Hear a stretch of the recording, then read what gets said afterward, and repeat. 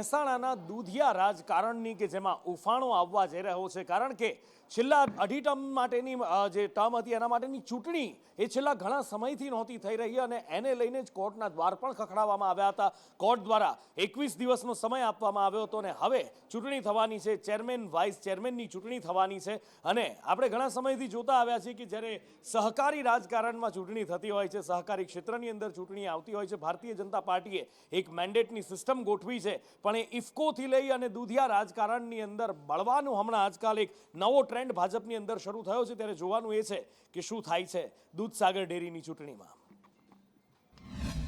અમારી પાર્ટીની અંદર મેન્ડેટ પદ્ધતિ હોય છે. મેન્ડેટ આવશે એ ચેરમેન બનશે અને 7 તારીખે પાર્ટીમાંથી જેનો મેન્ડેટ આવશે એ ચેરમેન બનશે. મને પૂર્ણ શ્રદ્ધા છે કે અમે જે કામો કર્યા છે 3 વર્ષની અંદર જે કામગીરી થઈ છે એના આધારે પાર્ટી ચોક્કસ મારા પર ફરીથી વિશ્વાસ મૂકશે એ મને ખાતરી છે. ચોર આવ્યો આ વાત અત્યારે મધ્ય અને દક્ષિણ ગુજરાતની અંદર જોર પકડી રહી છે. લોકો દહેશતની અંદર છે, ક્યાંકથી અફવા ફેલાઈ રહી છે અને લોકો ગેરમાર્ગે દોરાઈ રહ્યા છે અને એમાં ભોગ લેવાઈ રહ્યો છે નિર્દોષોનો. ગઈકાલે જ અમે આપને બતાવ્યું હતું કે કેવી રીતે મધ્ય ગુજરાતની અંદર ક્યાંક વિદ્યાર્થીઓને મારવામાં આવ્યો છે તો ક્યાંક સરકારી કર્મચારીઓને. હવે ભરૂચમાં 5 સાધુઓને ઘેરી લઈ અને હોબાળો મચાવવામાં આવ્યો હતો.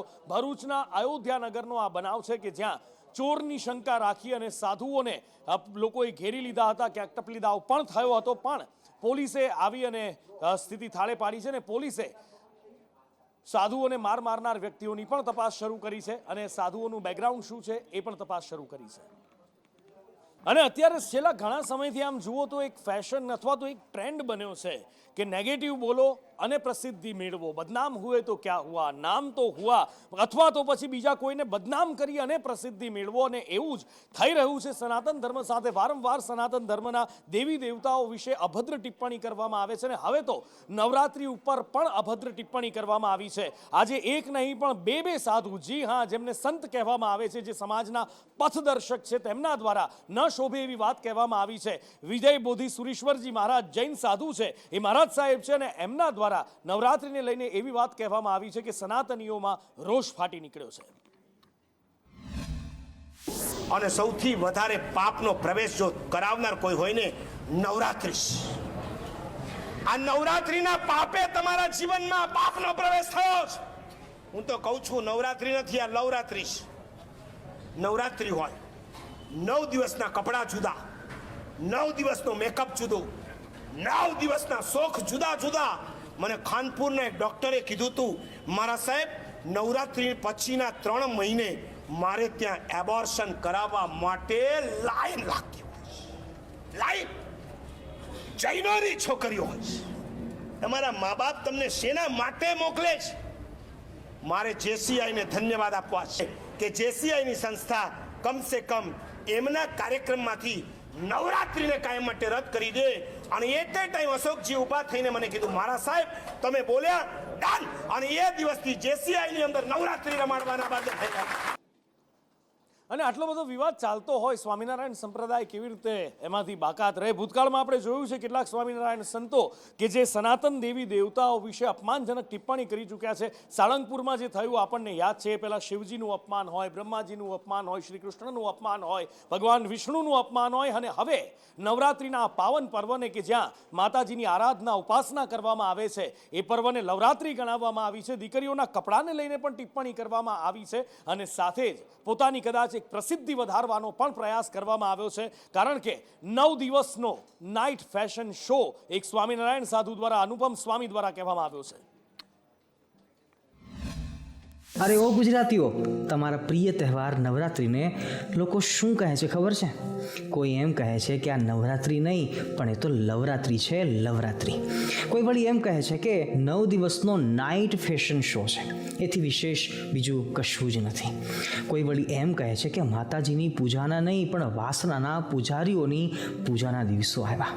તો વળી કોઈ એમ કહે છે કે બાળી ભોળી દીકરીઓને બગાડવાનું જાહેર આમંત્રણ, અને પણ લીગલ નોટિસ સાથે. પરંતુ એમાં કોઈકે લખ્યું કે નવરાત્રિના કારણે પણ છૂટાછેડા થાય છે.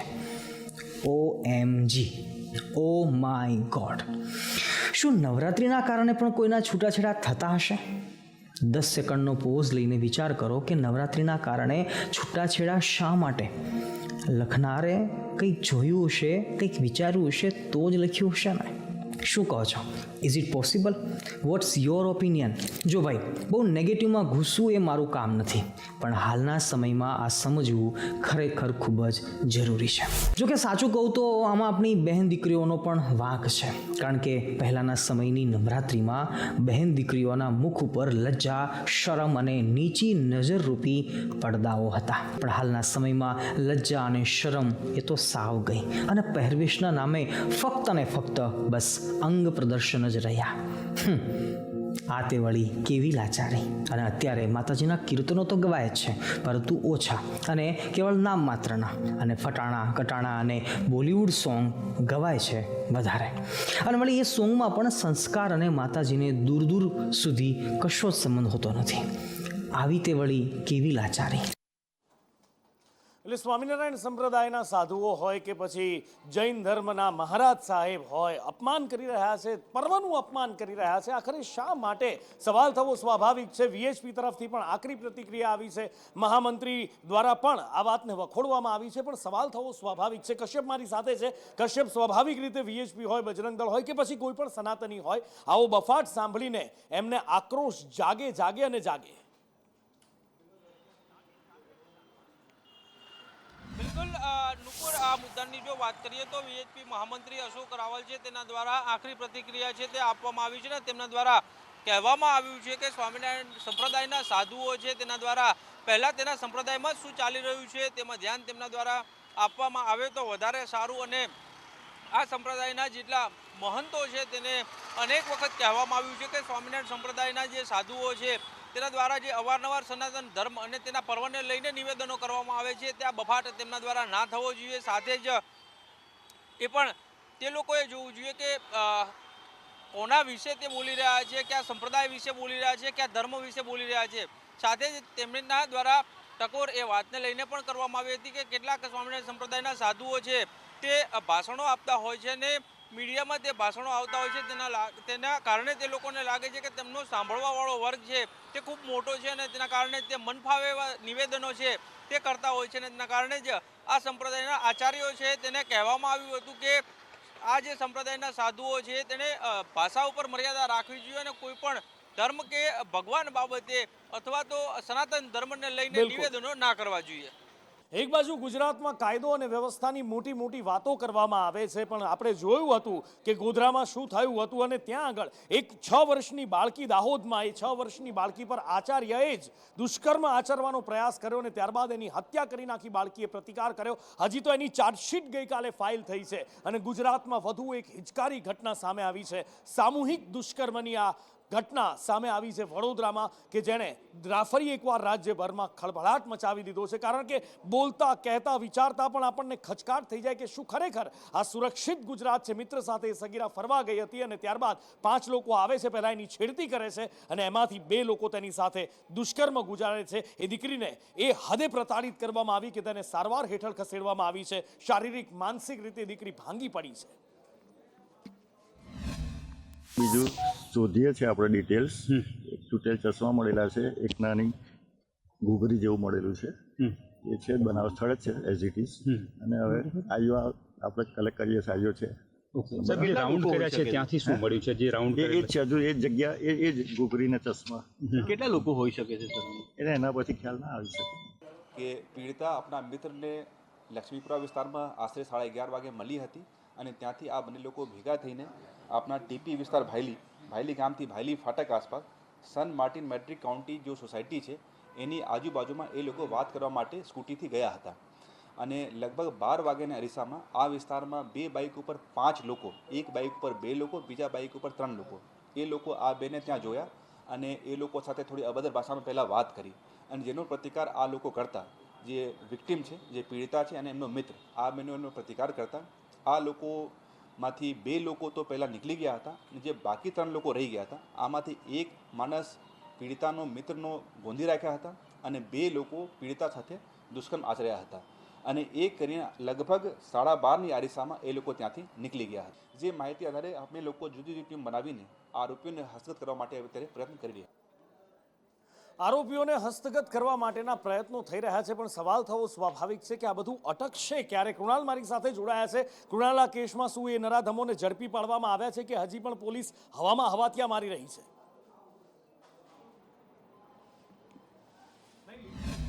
નુપુર, વર્ષ 2019ની વાત કરું ત્યારથી આ બીજી વખત છે કે વડોદરા કલંકિત થયું છે. 2019માં પણ જે રફાઈ સાહેબની જે દરગાહ છે ત્યાં આગળ ઉર્સ હતું અને ત્યાંથી પણ એક સગીરાને બે નરાધમો આ રીતે જ અવાવરૂ જગ્યાઓમાં ખેંચી ગયા હતા, દુષ્કર્મ આચર્યું હતું. ગૃહમંત્રીએ વડોદરા આવવાની ફરજ પડી હતી કારણ કે આરોપીઓ પકડાતા ન હતા, કારણ કે ત્યાં કોઈ સીસીટીવી ન હતા. હવે બરાબર 5 વર્ષ થયા છે અને ફરી એક વખત વડોદરા કલંકિત થયું છે કે જેમાં આ લક્ષ્મીપુરા પોલીસ સ્ટેશનની હદમાં રહેતી આ જે સગીરા છે પોતાના બોયફ્રેન્ડને ફોન કરે છે અને ત્યારબાદ રાત્રે 11:30ની આસપાસ તેની સ્કૂટી પર બેસીને એ ફરવા જાય છે અને ત્યાં 5 જેટલા લોકો આવે છે, 2 લોકો અપશબ્દો બોલે છે, તેમાંથી જતા રહે છે અને ત્યારબાદ 3 પૈકી એક જે યુવક છે તે તેના મિત્રને પકડે છે અને 2 લોકો દુષ્કર્મ આચરે છે. 1 કલાક સુધી આ સગીરાને પીખે છે. એક તરફ ખેલૈયાઓ ગરબા રમતા હતા તો બીજી તરફ એક માસૂમ દીકરી ત્યાં પીખાતી હતી.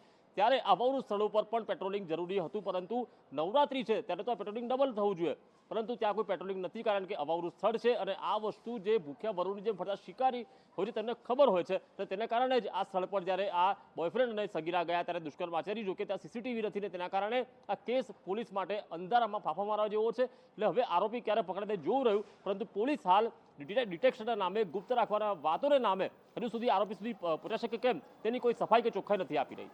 એટલે આવા હેવાનો નરાધમો ખુલ્લેઆમ ફરી રહ્યા છે, પછી એ વડોદરા હોય કે સુરત, કારણ કે સુરતમાં એક સ્કૂલવાન ચાલકની હેવાનિયત સામે આવી છે. છેલ્લા 1 મહિનાથી 11મા ધોરણમાં ભણતી એક દીકરી સાથે અડપલા કરતો હતો અને આખરે એ દીકરીએ સ્કૂલમાં જઈ અને શિક્ષકને હેવાનિયતની વાત કરી. શિક્ષક પણ થોડીક વાર માટે તો સમસમી ગયા હતા સ્કૂલવાન ચાલકની એ હરકતો સાંભળીને, અને ત્યારબાદ શિક્ષક અને પરિવારજનોએ હિંમત દાખવી પોલીસમાં ફરિયાદ નોંધાવી છે. સિંહોના સંવર્ધનની મોટી વાતો થાય છે, પણ સિંહોનું સંવર્ધન થાય છે કેવી રીતે એ સવાલ પણ થવો સ્વાભાવિક છે, કારણ કે 1400 સ્ક્વેર કિલોમીટરનું જંગલ છે અને 3600 સ્ક્વેર કિલોમીટરથી પણ વધારે વિસ્તારની અંદર સિંહોનો વસવાટ છે.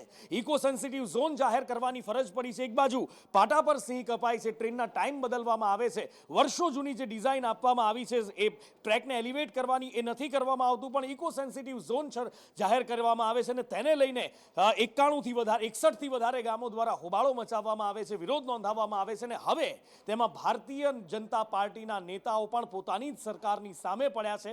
તો સાથે સાથે કોંગ્રેસને ડોળવું હોય અને ઢાળ મળી જાય એ સ્વાભાવિક છે. ઇકો સેન્સિટિવ ઝોનથી ખેડૂતોને ખૂબ મોટું નુકસાન જવાનું છે. આમાં સિંહોને કોઈ ફાયદો નથી, નુકસાન ખેડૂતોને ખૂબ જવાનું છે. ત્યારે અહીંયા ઇકો સેન્સિટિવ મુદ્દે ઘણી વિરોધ ચાલુ થયો છે, ગામે ગામ વિરોધ ચાલુ થયો છે. ગઈકાલે જ મેં જોયું એમ કે ગરબીઓની અંદર પણ ઇકો સેન્સિટિવ વિરુદ્ધના બેનરો લાગવામાં આવ્યા છે. આવી જ રીતે ખૂબ પ્લાનિંગથી ખેડૂતો ચાલી રહ્યા છે. આ કોઈ પક્ષનું નથી, આમાં સર્વપક્ષી બધા પક્ષો સાથે મળી આ કાયદાની વિરુદ્ધમાં એલાન કર્યું છે અને અમારે ખાસ આ વિસ્તારમાંથી તમામ આગેવાનો સાથે મળીને એક જ માંગ છે કે ઇકો સેન્સિટિવ ઝોન રદ કરો. ભારત સરકાર દ્વારા અત્યારે જે જાહેરનામું પ્રસિદ્ધ કરવામાં આવ્યું છે એ પ્રાથમિક જાહેરનામું પ્રસિદ્ધ કરવામાં આવ્યું છે. 60 દિવસની અંદર આ જાહેરનામાની સામે જેને કોઈ પણને વાંધો હોય ને વાંધા લેવા હોય તો 60 દિવસની અંદર વાંધા લઈ શકાય છે અને વાંધાઓ રજૂ કરવામાં આવે અને એ વાંધાઓ રજૂ કર્યા પછી ફરી વખત આ ભારત સરકાર જે છે એ બાબતે એની વિચારણા પણ કરશે અને એમાં જે વ્યાજબી જે કે જરૂરી હોય તો એમાં ઓછો પણ કરવામાં આવશે અને ફેરફાર કરવામાં. એટલે એક તરફ ભારતીય જનતા પાર્ટીના નેતાઓ પણ વિરોધ કરી રહ્યા છે, બીજી બાજુ કોંગ્રેસના નેતાઓ પણ વિરોધ કરી રહ્યા છે. સવાલ થવો સ્વાભાવિક છે કે આ ઇકો સેન્સિટિવ ઝોન શું છે. મયુર પાસેથી જાણીએ અને સાથે મયુર એ વાત પણ અહીંયા ધ્યાન ખેંચે છે કે એક બાજુ સિંહના સંવર્ધન માટે ઇકો સેન્સિટિવ ઝોનની વાત કરવામાં આવે છે, બીજી બાજુ જંગલ વચ્ચેથી પસાર થતી રેડ લાઇન એલિવેટેડ કરવાનો વર્ષોથી સજેશન આપવામાં આવ્યું છે, એના ઉપર કોઈ કામ નથી કરાતું. પણ હા, જ્યાં ખેતરો ગામડાઓ આવે છે ત્યાં ઇકો સેન્સિટિવ ઝોન.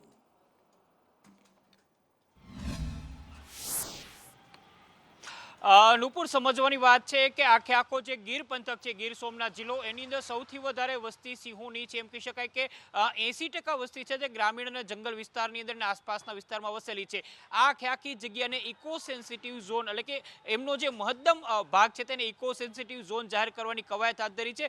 સ્વાભાવિક છે કે ત્યાંના લોકો છે, તેમની લાગણીઓ છે તેનાથી ઘવાય.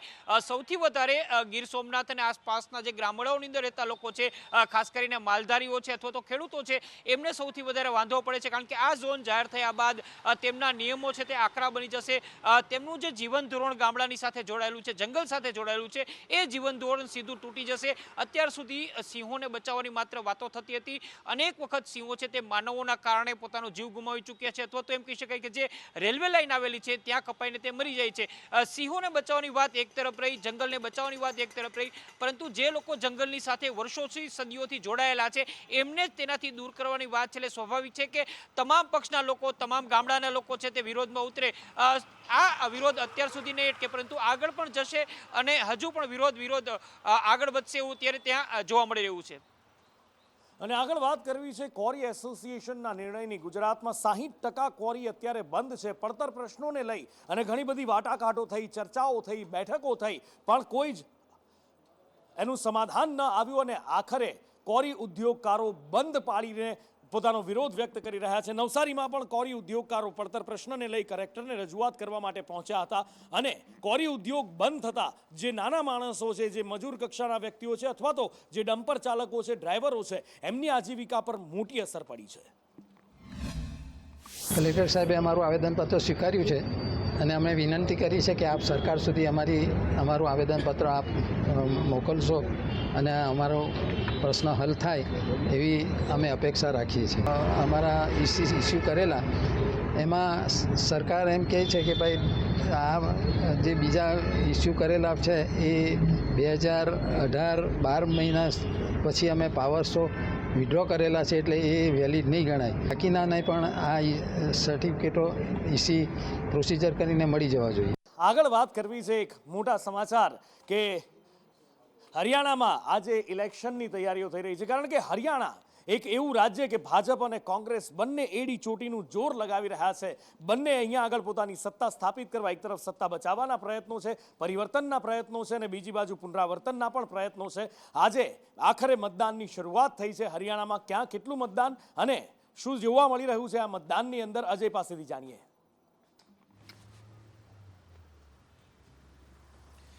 जी नूपुर, जम्मू कश्मीर के बाद आज हरियाणा में विधानसभा चुनाव के लिए वोटिंग चल रही है. एक ही फेज में मतदान की प्रक्रिया चल रही है. कुल 90 विधानसभा सीटों के लिए वोट डाले जा रहे हैं और जिस तरह का ट्रेंड देखने में आ रहा है उसके हिसाब से मतदाता अपने घरों से बाहर निकले हैं और बड़ी संख्या में उन्होंने वोटिंग की है. अभी तक के परसेंटेज की अगर बात करें शाम 4 बजे तक तो 54.58% करीब वोटिंग हुई है. लेकिन सबसे ज़्यादा जो है ट्रेंड जो है या कह सकते हैं परसेंटेज वोटिंग यमुनानगर में देखने को मिली है, जहां पर 63% वोट मिले हैं और उसी के बगल में मेवात है जहां पर करीब 60% वोट मिली है. जबकि दिल्ली से सटा हुआ शहर एक फरीदाबाद है, वहां पर सबसे कम 44% वोट मिले हैं. और इस तरह से कह सकते हैं कि शाम 6 बजे तक जो हरियाणा वासी हैं अपना वोटिंग यानी मताधिकार का प्रयोग करेंगे तो ये जो परसेंटेज है काफ़ी बढ़ चढ़ के आएगा. यानी जो हरियाणा के मतदाता हैं उन्होंने बढ़ चढ़ के हिस्सेदारी की है. लेकिन अब सवाल ये है कि क्या वहाँ पर भारतीय जनता पार्टी या कांग्रेस या कोई मिलीजुली सरकार बनने जा रही है. जहां पर छोटी पार्टियां हैं उनकी तरफ से बार बार ये दावा किया जा रहा है कि इस बार यहां पे त्रिशंकु सरकार बनेगी, जबकि कांग्रेस पार्टी की तरफ से दावा किया जा रहा है कि वो सिंगल मेजॉरिटी की सरकार बनेंगे. वहीं भारतीय जनता पार्टी भी नायब सिंह सैनी के नेतृत्व में एक बार फिर दावा कर रही है कि वहां पे भारतीय जनता पार्टी की सरकार बनेगी. 6 बजे तक वोटिंग होगी. एग्जिट पोल भी जम्मू कश्मीर और हरियाणा के आने वाले हैं, देखना है कि उसमें क्या होगा. 8 तारीख को मतगणना है.